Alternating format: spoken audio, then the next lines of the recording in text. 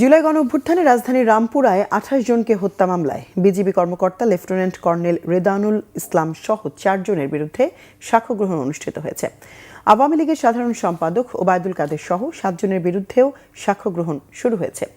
আন্তর্জাতিক অপরাধ tribunal ১-এর chairman বিচারপতি মোহাম্মদ গোলাম মর্তুজা মজুমদারের নেতৃত্বাধীন ৩ সদস্যের ট্রাইব্যুনালে ওবায়দুল কাদের সহ ৭ জনের বিরুদ্ধে সাক্ষ্য গ্রহণ শুরু হয়েছে।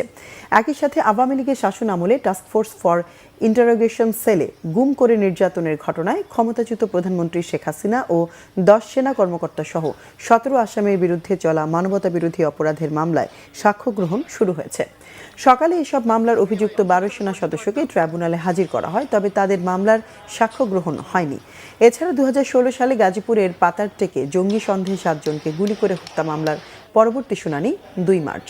পরে গণমাধ্যমে ট্রাইব্যুনালের চিফ প্রসিকিউটর তাজুল ইসলাম বলেন, সরকার পরিবর্তন হলেও বিচার কাজ স্বাভাবিক গতিতে আইনের পথে চলবে।